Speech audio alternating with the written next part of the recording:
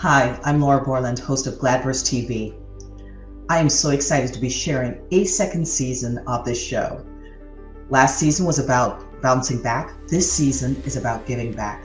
And I have 13 of the most extraordinary women telling compelling stories of why they give.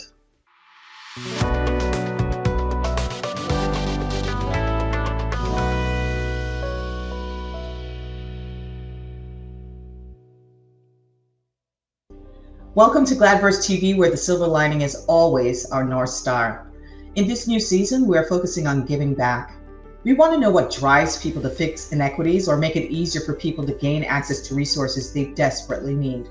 Today's guest is Angela Olea, the founder of the nation's first senior placement franchise. A registered nurse, she initially launched assisted living locators in response to seeing patients have unnecessary readmissions and a lack of community support. As CEO, Angela has built the company into a nationally acclaimed placement and referral agency with 140 franchise locations in 36 states and the District of Columbia. Under her stewardship, Assisted Living Locators is setting the standard for care transition, matchmaking seniors with caring providers for over a decade. The company has received top rankings in Entrepreneur's Franchise 500 and the prestigious Inc. 5000 list of the nation's fastest growing private companies. Welcome, Angela.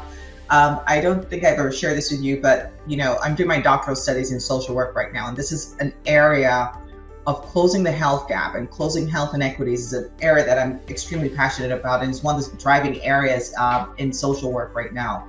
And I'm curious, I'm always fascinated by people who just see something and they're just like, what the heck is this? And let me just do something to fix that. What was your moment where you were just so frustrated, you're like, look, something has to be done. How can I help seniors in this space? Yeah, it's funny. It wasn't something that I was looking for. I working in the hospital, I thoroughly enjoyed what I did, and working with the nurses and taking care of my patients. But it truly was the frustration, and it was a buildup of this patient, that patient, but it was one patient in particular, the straw that broke the camel's back, and really realizing I needed someone like myself on the other side of it. Somebody, referring, when you discharge, you're in the bubble in the hospital, you're not seeing on the outside. How are these places that you're referring? And why are you referring to these places? I'd never been in those rehabs. I'd not been in any of the assisted livings, but here I was having, brochures and lists that were being provided, and it wasn't enough, and I wasn't getting the answers. I wanted answers. I wanted the easy way. I wanted someone to say, well, here's this magic bullet that, these are the best because of this, because we've done this research, and it was leaving me short time and time again. And so recognizing that there was a better way, I wanted someone who was as detail oriented, that had the answers, that provided, big chunk thinking. Here's this, and this, and this is why. Not complex. And when it happened, and when I started researching, I looked for things that were going to stop my search. Give me this answer. But when I wasn't getting it, I was just deeper and deeper into until I realized I was on a path, and all of a sudden this is a path that I was meant to be on. And it was fortuitous that every position, every job I'd ever held, every role that I'd been in had prepared me well for being on this journey. And I knew to take that leap, and just didn't know where it was going to lead, and certainly didn't forecast, not in that moment, creating the first franchise, and I created the whole industry in franchising. I was the pioneer that actually created the industry. And so, but it wasn't, in that moment where I said, wow, this is going to be an industry and I'm going to create this. It was just recognizing, like a kid in a candy store, like, oh my gosh, I can help so many people in this journey. And then each step was an epiphany of each chapter led to another chapter on this journey of going from hospital nurse, navigator, assisted living in Arizona, to recognizing there are people everywhere that need this service. And this is my passion. This is what I need to do. And path in franchising, that was the path that I needed to take. So and that's why I love what you're saying, because it's as the journey of our lives unfolds, right? Chances are we just don't see ourselves in spaces that we think we would.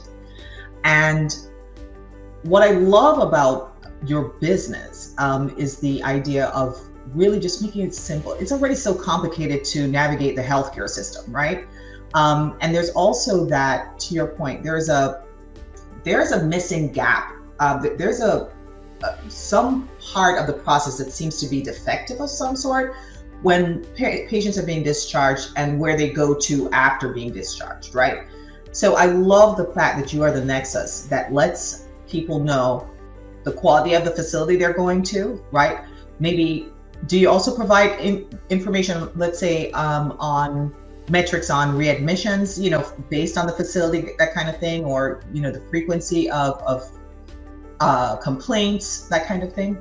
Are you an aggregator in that way?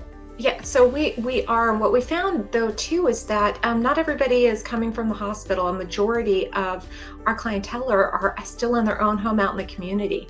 So the information that every dealing that we have is unique and customized to the individual, where they're at in their journey.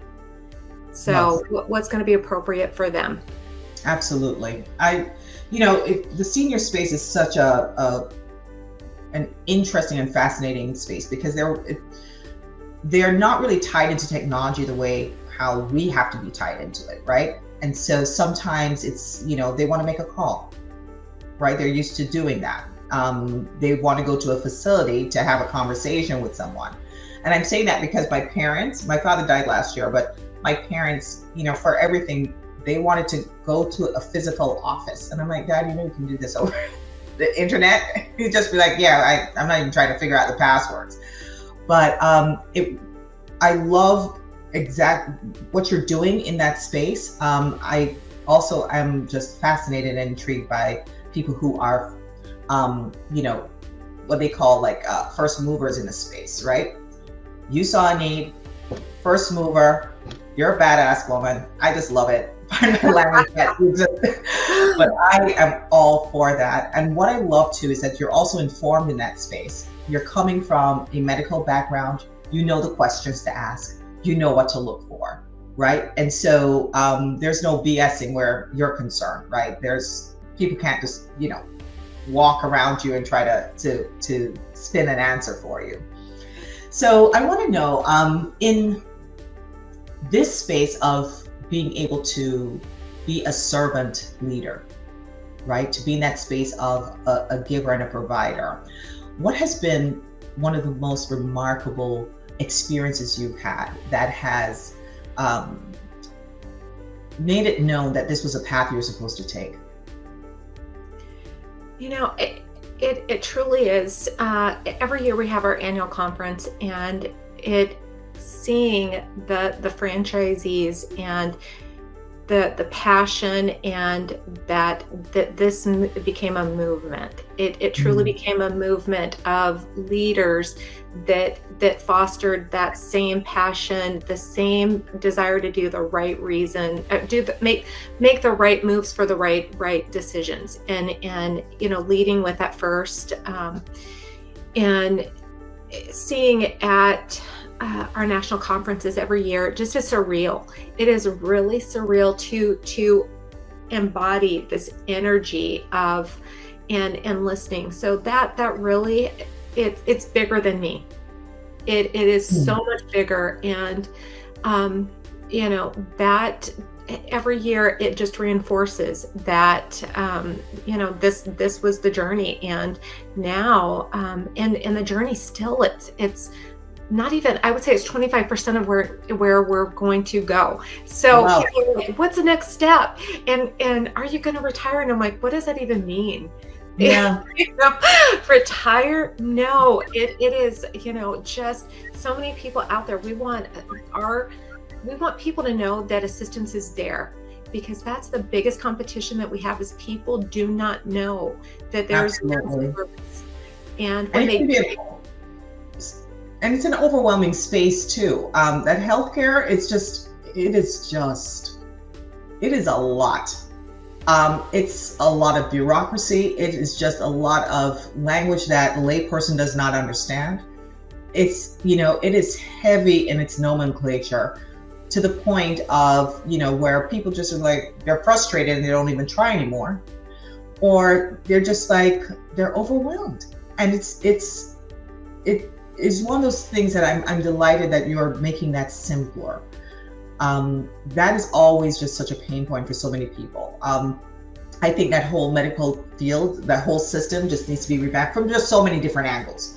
But I think, especially for seniors, they're already dealing with sometimes, catastrophic illnesses, right? Multiple illnesses, comorbidities. I'm losing my tongue today.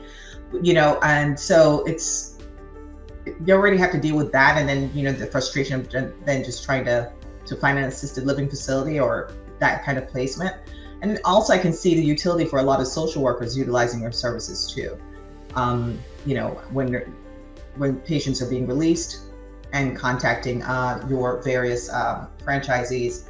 And living in the state of Florida too, we have a lot of seniors here. Yeah, a ton. So I can definitely see where the footprint would continue to grow in this area. I wanted to ask you just something outside of work, because you did say, what is retirement? Because you're enjoying what you're doing, so it's not really work. But what do you do to de-stress, to unwind? I do a few different things. So one, I love traveling, and I always incorporate, because I have franchisees across the US, I'm able to go and to visit the franchisees, and that is work, but it's part of the work that I do, but the energy that I get from what are they doing, what are challenges they face. I'm a problem solver, but I love hearing about what is working well. And so that's the part of the social lubrication that I do, and get that just energizes me and makes this fluid. But I also I love boating. I joined a boat club. I grew up in Savannah, Georgia. Family's still back there. Mom's still back there. And I joined a boat club. I wanted a freedom of going boating without the responsibility of having to maintain a boat. And so I joined a boat club. So when I go to Savannah, I learned how to captain a boat. And so I take every time I go, I look for, when am I going to be there? What kind of boat do I want to take out? And I enjoy it. Oh my God. So how does it work? Almost like a subscription type of thing? Yeah. And so I pay a membership fee, a monthly fee every month. And when I go, this team of young people, I have the boat all cleaned up and ready to push the boat off. And when I go there, they tie the boat off, and it's gas ready, working phenomenally. And so, and I love it. That is fascinating. That is really fascinating, because, here in Florida, that's all we have, especially where I live in the Fort Lauderdale area. Just tons and tons and tons of boats. But I just love the idea that you're just like, oh, I want to learn how to captain a boat. How do I do that? Well, I grew up on boats. I did not, we had so many in the family that always drove it. And so I enjoyed just being a passenger. And when I frequent in Savannah more and more, I found that going out on boats with friends, that they had chores to do on the weekends, that when I transitioned from not being a infrequent visitor, to being a frequent visitor every weekend or whenever. And it was just like, no, I've got activities. And I said, well, I really, how this is what I want. How am I going to achieve it? And what steps, reverse engineering of that, and found a company that just matched what I was looking to achieve. So yeah, a couple weeks ago, I was on a little just chartered to a little island that you can only get to by boat with family, and anchored it and went up there, and Shell looked, just so that. I love that. So, yeah. It's so interesting that you continue to stretch yourself, right? And just, again, taking what you love, which is a business that has grown, that, your baby has blossomed and is continuing to blossom. And then you're finding other things that are cathartic for you, being on the water. And then deciding, you know what?